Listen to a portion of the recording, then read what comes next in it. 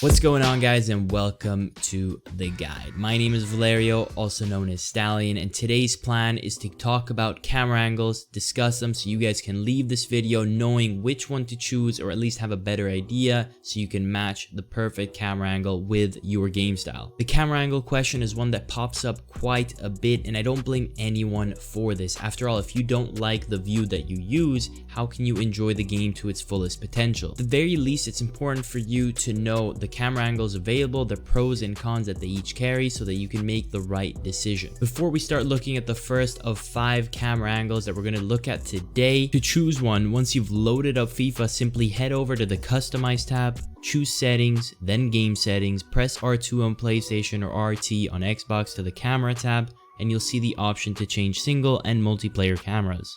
Whichever option you choose, set it for both single and multiplayer so that whether you're playing online or offline, you'll get your desired choice. Also, no matter which camera angle you end up going with, you'll be able to customize it by toggling from the default to custom and playing around with the height and zoom settings. A disclaimer worth mentioning is that sometimes the same exact camera setting will look slightly different depending on the stadium. It's just how FIFA is. To give you guys an idea of my thought process when tinkering with the settings, the way I play around with them depends on the camera. And for telebroadcast, I usually like to change the default of 10 height and 10 zoom by maxing out the height and giving me more of a bird's eye view, and then putting the zoom at 0 so I can be as far away as possible. What you will want will vary depending on what camera angle offers at its most basic level. A bit of a spoiler warning, the one camera angle that me and everyone else at the guide uses is left for last. So if you're interested in that and that only,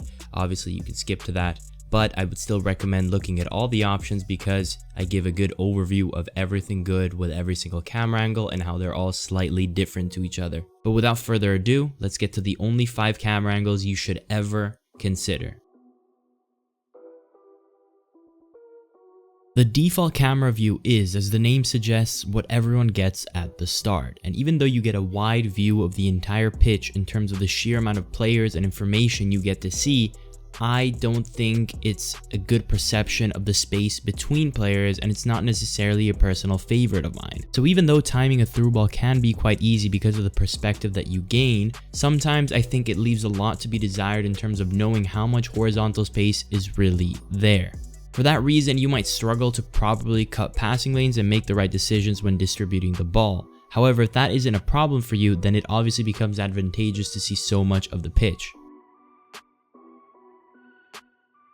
Like default, the co-op camera angle gives a very good view in terms of the sheer amount of pitch that you can see. With this camera, however, because the view is from much higher up than default, you will have a much better view of the space between players. This solves the issue that I think limits the default camera and should allow you to make better choices when it comes to passing and moving the ball around the field. For that reason, I think that this is a really good camera angle for those who want to base their playstyle solely on passing, as you will rarely need the minimap to make decisions. On the other hand, I think the weakness of being so far away from the pitch, at least in my experience, lies with the added challenge that small touches and dribbling will bring. You will not be as close to the pitch, so you might miss some of the smaller details that you need to make the difference between a good and a bad dribbling decision. On top of that, you might also want to consider how difficult it would be to defend the very same intricate dribbles while being so far away from the pitch. As a camera angle, tele does a pretty good job of being a halfway point between a really close camera angle and one like co-op that is extremely far away. And in comparison to co-op, the perspective and the angles are similar in tele, but it's obviously a lot more zoomed in. I found that the strength of this view is that because of the perspective you get in game, it allows you to time your through balls to perfection. You'll be able to see the exact moment your player is in line with the opposing back line. For me though, this view gave me the impression that I would struggle to get out of my half against opponents who pressed high up the pitch, and that I'd struggle with defending in general. This is of course just my own experience with this camera, but it should still help you to understand what to look for when you go out and test it for yourself. Overall, the way that I can find through balls on this view have always made me go back to test it every time a new FIFA comes out.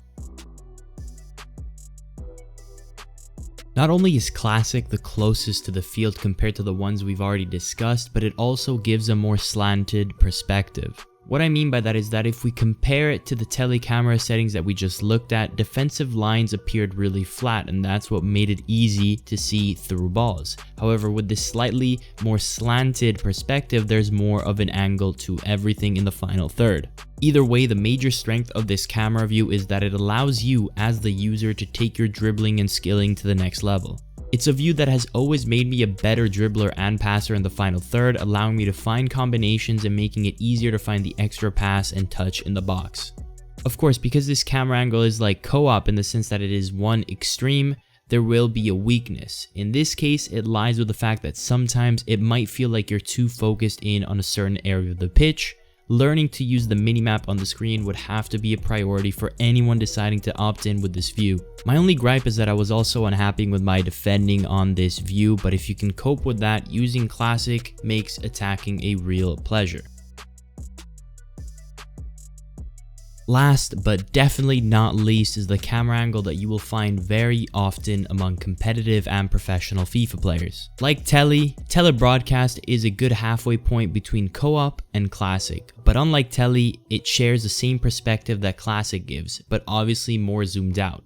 This is also the same camera angle that I and everyone else here at the guide use. You won't be as near to the pitch as you are with classic, but you can still become an excellent dribble and make great turns with this view. Unlike co-op, you won't see the entire pitch and you'll have to use the minimap at times, but you're still far enough to be able to play a passing game whenever necessary. Because of the different perspective, I think it's not as easy to time a through ball as it is on tele, but overall, on tele broadcast, the trade-off is that I think this perspective makes you more well-rounded in defense. So as you can already tell, tele broadcast does a good job of offering a little bit of everything, and perhaps that's why it's so popular.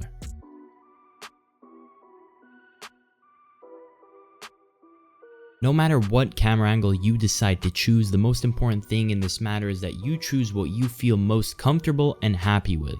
Experimenting and knowing what to look out for will help you in finding your own pros and cons for each view in relation to your game style. And while a simple camera angle switch is not the answer to every FIFA problem, it can definitely help improve your experience, enjoyment, and progression with the game. And so I hope this was useful for any camera settings related questions. Now that's going to be it for me today, and I'll catch you all in the next one.